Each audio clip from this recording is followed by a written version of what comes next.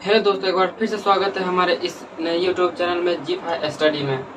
दोस्तों, आज हम देखेंगे सिप्री का एक नया रिपोर्ट आया है जिसमें सिप्री ने कहा है कि दुनिया का मोस्ट 5 पावरफुल कंट्री में इंडिया भी शामिल है। इंडिया ने यूके और रशिया को छोड़कर अपने सैनिक पर सबसे ज़्यादा 3rd नंबर पर खर्चा करने वाला देश बन गया है। अब हम जानेंगे कि सिप्री क्या है और इसका रिपोर्ट हर साल क्यों दिया जाता है। यह सिप्री का रिपोर्ट किस देश से आता है और यह हमारे देश के लिए, किसी भी देश के लिए कितना इम्पोर्टेंट है। ठीक है, तो आज हम देखते हैं कि सिप्री क्या है। ठीक, सिप्री इसका फुल फॉर्म होता है Stockholm international peace research institute. Stockholm international peace research institute. ठीक है, इसकी स्थापना 1966 में हुई थी। ठीक है, लेकिन इसने सबसे अपना पहला रिपोर्ट कब दिया था? 1969 में। 3 साल के बाद लगभग इसने अपने पहला रिपोर्ट दिया था। ठीक है, अभी हम देखते हैं कि सिप्री का काम क्या है, यह इसका क्या काम है और यह हर देश के लिए क्यों इम्पोर्टेंट है। ठीक है, ये हम देखते हैं कि सिप्री यह दुनिया के सबसे अच्छी थिंक टैंक है। थिंक टैंक यानी कि आपने मूडीज, फिंच, इस सब का नाम सुना होगा, जो कि एक थिंक टैंक है जो दुनिया के हर एक चीज के बारे में एनालिसिस करके अपना डाटा प्रोवाइड करवाती है हर एक देश के सामने। सिप्री भी एक उसी प्रकार का मोस्ट रिनाउंड इंस्टीट्यूट है। ठीक है, टॉप मोस्ट 5 में सबसे अच्छा सिप्री का रिपोर्ट है, जो कि यह बताता है कि किस देश का सैनिक अपने देश में किस तरह खर्चा किया है। हर देश में अपना पिछले साल की तुलना में इस साल किस देश ने सबसे ज्यादा अपने देश पर खर्चा किया है। ठीक है, अब हम देखते हैं कि इसकी स्थापना 1966 में हो गया। ठीक है, अभी हम देखते हैं कि यह स्वीडन के स्टॉकहोम में स्थित है। स्टॉकहोम एवं यह स्वतंत्र अंतर्राष्ट्रीय संस्था है। स्वतंत्र अंतर्राष्ट्रीय संस्था यह प्राइवेट है, लेकिन यह अपना जो डाटा है मीडिया वहाँ स्वीडन के सरकार से इकट्ठा करके अपना डाटा सारे दुनिया के सामने रखता है। ठीक, अब हम देखते हैं कि यह करती क्या है। दुनिया भर में हथियारों का डाटा निकालती है कि किस देश के पास कितना हथियार है। दोस्तों, मैं आपको बता दूं कि हथियार के मामले में दुनिया का सबसे पावरफुल कंट्री कौन सा है? आप भी जानते होंगे, अमेरिका है। दूसरे नंबर पर कौन है? चाइना। तीसरे नंबर पर इंडिया आ गया है। अब यूके और रशिया को छोड़कर तीसरे नंबर पर इंडिया आ गया है। लेकिन पिछले साल 2020 में इंडिया कितने नंबर पर था? 5 नंबर पे। अब लेकिन 2021 में जो अभी सिप्री का रिपोर्ट नया वाला जो आया है, उसमें इंडिया रशिया और यूके को छोड़कर थर्ड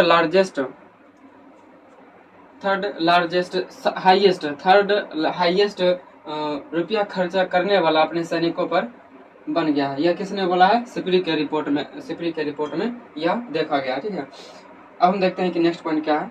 यह दुनिया भर में प्रत्येक देश का रैंकिंग करती है कि कौन सा देश के पास कितना सैनिक पर खर्चा करता है, वो मैंने आपको बता ही दिया है।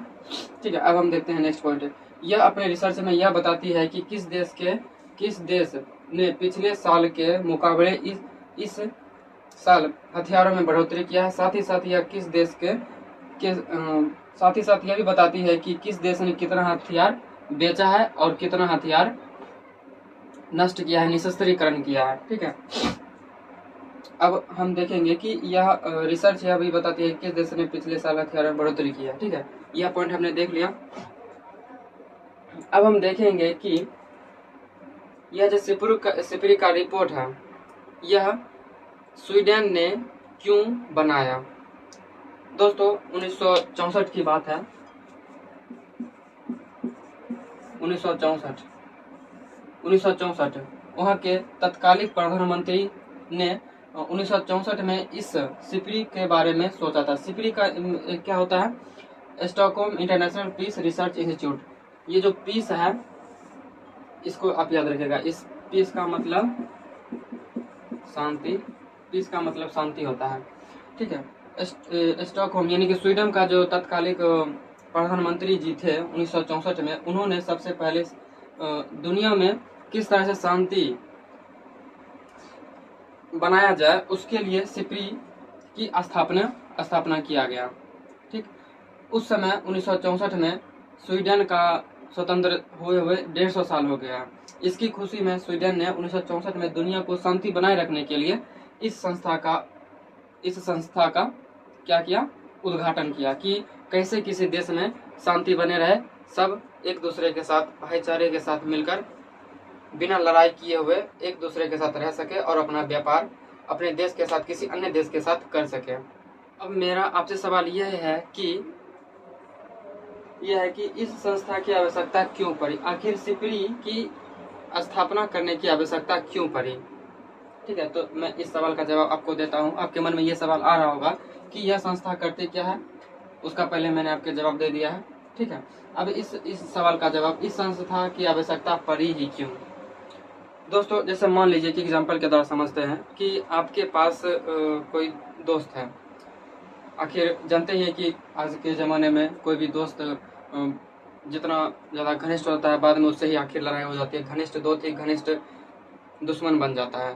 ठीक है, तो मैं आपको बताता हूँ एक एग्जाम्पल के द्वारा कि जैसे मान लीजिए कि आपका दोस्त है, आपका दोस्त बहुत ही ज़्यादा अपर कैटेगरी का है और आप लोअर कैटेगरी के हैं।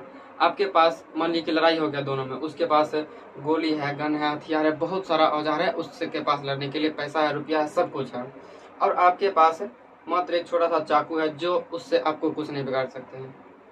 ऐसे फेंकिएगा, वो ठाई दबर गोली मार देगा, आप तुरंत खड़ा दबर मर जाइएगा।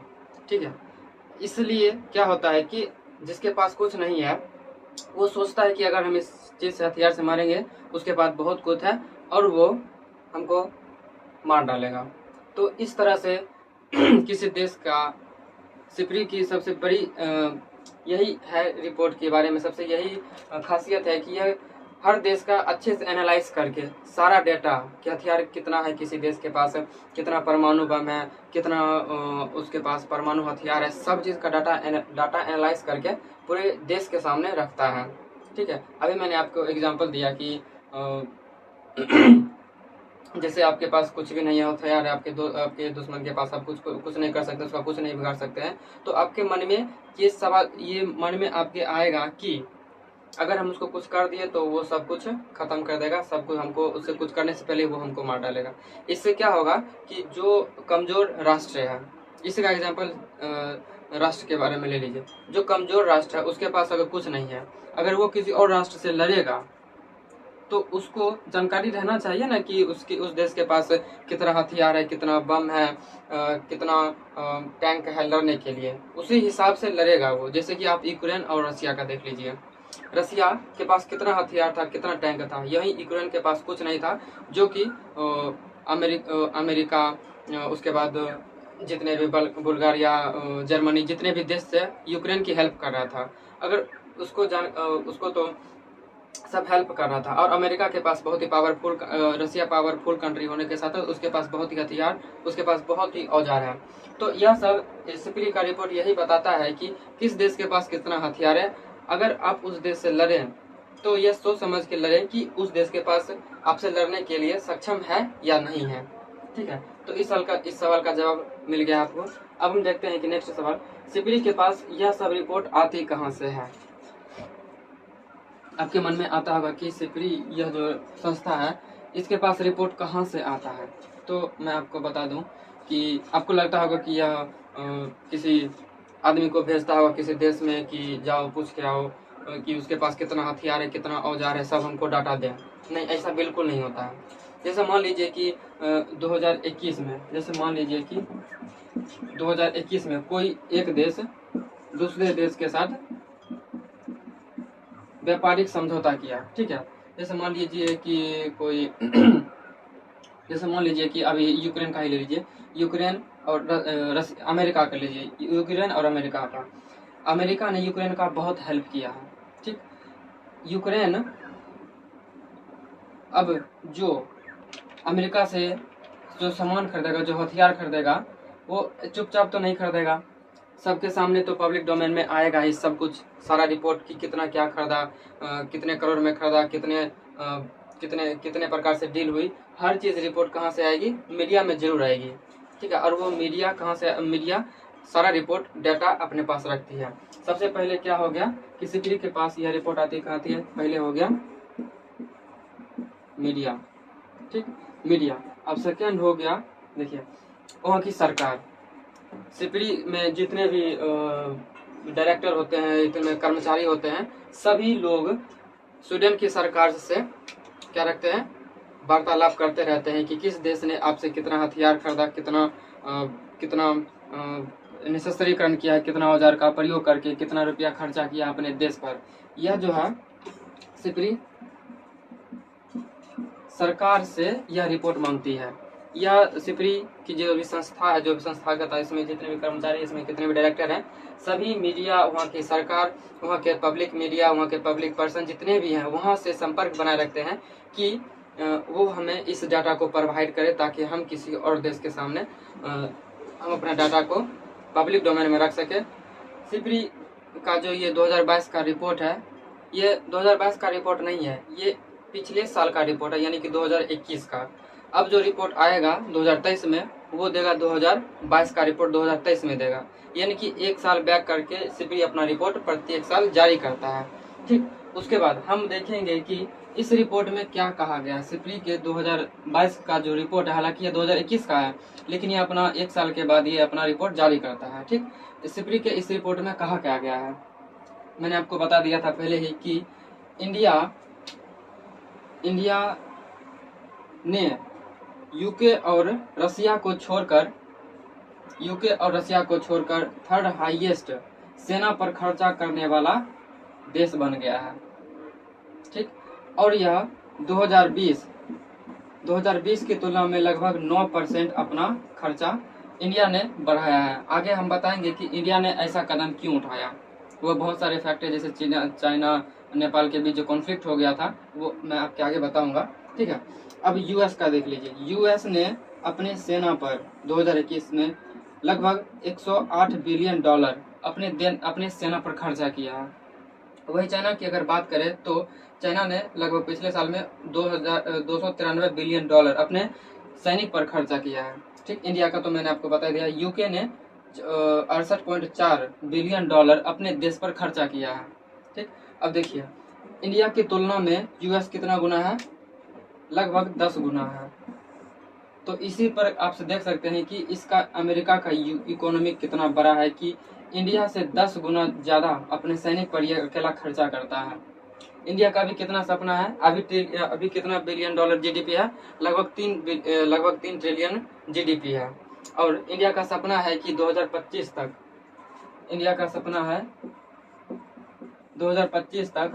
5 ट्रिलियन